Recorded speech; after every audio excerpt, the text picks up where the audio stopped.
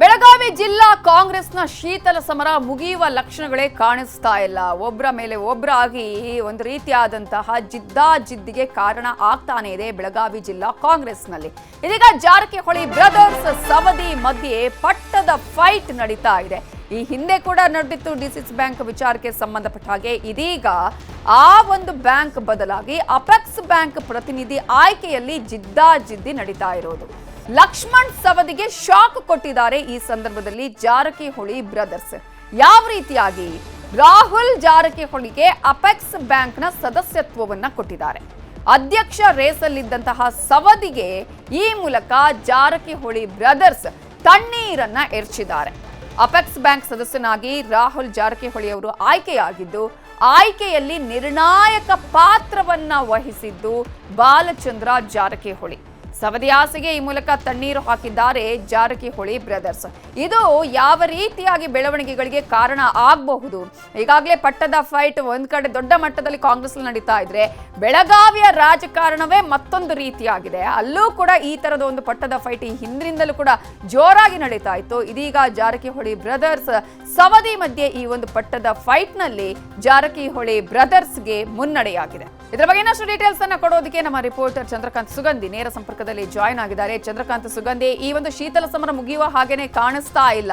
ಇದೀಗ ಏನ ಆಗಿದೆ, ಯಾವ ರೀತಿಯಾಗಿ ಇದು ಮುಂದಿನ ದಿನಗಳಲ್ಲಿ ಮತ್ತಷ್ಟು ಬೆಳವಣಿಗೆಗಳಿಗೆ, ಇನ್ನೊಂದಷ್ಟು ಪರಿಣಾಮಗಳಿಗೆ ಕಾರಣ ಆಗಬಹುದು ಅಂತ ಅನ್ಸುತ್ತೆ?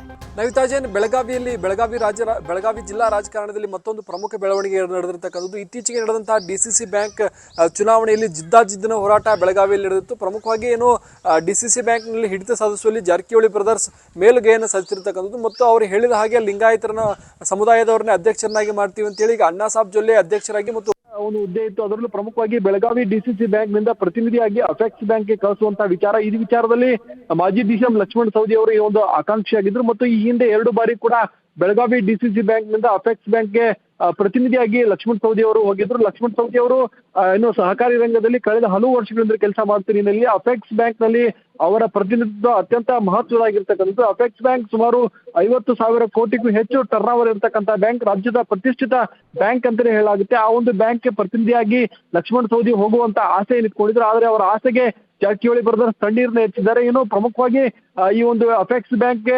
ಪ್ರತಿನಿಧಿಯಾಗಿ ರಾಹುಲ್ ಜಾರಕಿಹೊಳಿ ಅವರನ್ನ ಆಯ್ಕೆ ಮಾಡಿರ್ತಕ್ಕಂಥದ್ದು. ಇಲ್ಲಿ ಘಟಾನುಘಟಿ ನಾಯಕರ ಮಧ್ಯೆ ಏನು ಸತೀಶ್ ಜಾರಕಿಹೊಳಿ ಪುತ್ರ ಜಾರಕಿಹೊಳಿಗೆ ಲಕ್ ಖುಲಾಯಿಸಿದೆ. ಏನು ರಾಹುಲ್ ಜಾರಕಿಹೊಳಿ ಅಪೆಕ್ಸ್ ಬ್ಯಾಂಕ್ ಪ್ರತಿನಿಧಿಯಾಗಿ ಆಯ್ಕೆ ಮಾಡುವಲ್ಲಿ ಬಾಲಚಂದ್ರ ಜಾರಕಿಹೊಳಿ ಏನು ನಿರ್ಣಯ ವಹಿಸಿರ್ತಕ್ಕಂಥದ್ದು. ಒಟ್ಟಾರೆ ಏನು ಡಿಸಿಸಿ ಬ್ಯಾಂಕ್ ಚುನಾವಣೆಯಲ್ಲಿ ಜಾರಕಿಹೊಳಿ ಬ್ರದರ್ಸ್ ಮತ್ತು ಸೌದಿ ಮತ್ತು ಕತ್ತಿ ಬಣಗಳ ನಡುವೆ ಒಂದು ದೊಡ್ಡ ಫೈಟ್ ನಡೆದಿರ್ತಕ್ಕಂಥದ್ದು. ಆ ಒಂದು ಏನು ಚುನಾವಣೆಯಲ್ಲಿ ಜಾರಕಿಹೊಳಿ ಬ್ರದರ್ಸ್ ಮೇಲ್ಗೆ ಏನು ಸಾಧಿಸಿದ್ರು 3 ಪ್ರಮುಖ ಹುದ್ದೆಗಳನ್ನ ತಮ್ಮ ಬಣಕ್ಕೆ ಕೊಡಿಸುವಲ್ಲಿ ಈಗ ಜಾರಕಿಹೊಳಿ ಬ್ರದರ್ಸ್ ಯಶಸ್ವಿಯಾಗಿದ್ದಾರೆ ಮತ್ತು ತಮ್ಮ ಕುಟುಂಬದ ಏನು ರಾಹುಲ್ ಜಾರಕಿಹೊಳಿ ಕೂಡ ರಾಜ್ಯ ಮಟ್ಟದಲ್ಲಿ ಒಂದು ಸ್ಥಾನಮಾನ ಕಲ್ಪಿಸುವಲ್ಲೂ ಕೂಡ ಈಗ ಸದ್ಯ ಯಶಸ್ವಿಯಾಗಿರ್ತಕ್ಕಂಥದ್ದು. ಇದು ಏನು ಮಂತ್ರಿಗಿರಿ ತಪ್ಪಿದ್ರೆ ಅಪೆಕ್ಸ್ ಬ್ಯಾಂಕ್ ಅಧ್ಯಕ್ಷರಾಗುವಂತ ಆಸೆ ಇಟ್ಕೊಂಡಂತ ಮಾಜಿ ಡಿಸಿಎಂ ಲಕ್ಷ್ಮಣ್ ಸವದಿಗೆ ಆಸೆಗೆ ಈಗ ತಣ್ಣೀರು ಹೆಚ್ಚಿದಂತಾಗಿದೆ. ಏನು ಅಪೆಕ್ಸ್ ಬ್ಯಾಂಕ್ ರಾಜ್ಯದಲ್ಲಿ ಅತ್ಯಂತ ದೊಡ್ಡ ಬ್ಯಾಂಕ್ ಆಗಿದ್ದು ಕೋಟ್ಯಾಂತರ ರೂಪಾಯಿ ವ್ಯವಹಾರ ಇರ್ತಕ್ಕಂಥದ್ದು. ಇದು ರಾಜ್ಯದ ಮಂತ್ರಿ ಸ್ಥಾನಮಾನದಷ್ಟೇ ಪ್ರಮುಖ ಹುದ್ದೆ ಅಂತ ಹೇಳಿ ಗುರುತಿಸಿಕೊಂಡಿರ್ತಕ್ಕಂಥದ್ದು. ಈ ಒಂದು ಬ್ಯಾಂಕ್ ಮೇಲೆ ಕಳೆದ ಹಲವು ವರ್ಷದಿಂದಲೂ ಕೂಡ ಅನೇಕರು ಕಣ್ಣಿಟ್ಟಿದ್ರು. ಅನೇಕ ಘಟಾನುಘಟಿ ನಾಯಕರು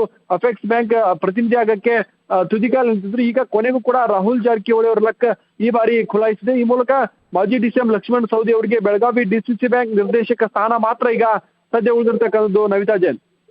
ಈಗ ಚಂದ್ರಕಾಂತ್ ಸುಗಂಧಿ, ಈಗ ಒಂದು ರೀತಿಯಲ್ಲಿ ಈ ರೀತಿಯ ಶೀತಲ ಸಮರ ಅಂದ್ರೆ ಅದಕ್ಕಿಂತ ಮುಂಚೆ ಏನಾದರೂ ಮಾತುಕತೆಗಳು ಏನಾದರೂ ಆಗಿದ್ವಾ ಅಥವಾ ನೇರವಾಗಿ ಈ ಒಂದು ಫೈಟ್ ನಡೀತಾ ಇತ್ತಾ? ಹೇಗೆ ಇದು ಈಗ ಮತ್ತೆ ಒಂದು ರೀತಿಯಲ್ಲಿ ದೂರು ದುಮ್ಮಾನಗಳನ್ನು ಕೊಡುವಂತಹ ಮಟ್ಟಕ್ಕೆ ಹೋಗುವಂತಹ ಚಾನ್ಸಸ್ ಇದೆಯಾ?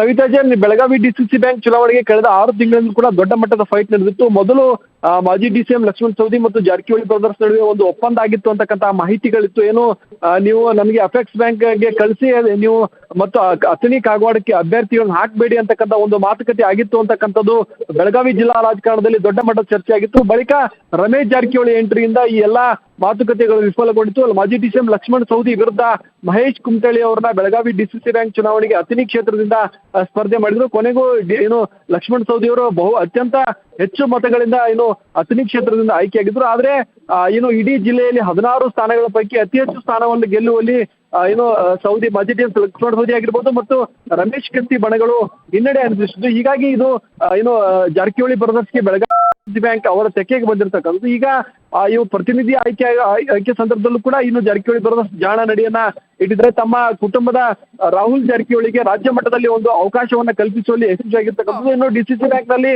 ಅವರ ಕುಟುಂಬದ ಇಬ್ಬರಿಗೆ ನಿರ್ದೇಶಕ ಸ್ಥಾನ ಕೊಡಿಸುವಲ್ಲಿ ಯಶಸ್ವಿಯಾಗಿದ್ದಾರೆ. ಈಗ ರಾಜ್ಯ ಮಟ್ಟದಲ್ಲಿ ಸ್ಥಾನಮಾನ ಕೊಡಿಸುವಲ್ಲೂ ಕೂಡ ಜಾರಕಿಹೊಳಿ ಬರೋದ್ರ ಯಶಸ್ವಿಯಾಗಿದ್ದಾರೆ ನವಿತಾ ಜನ್. Okay, thank you Chandrakant Sugandhi ಡೀಟೇಲ್ಸ್ಗೆ.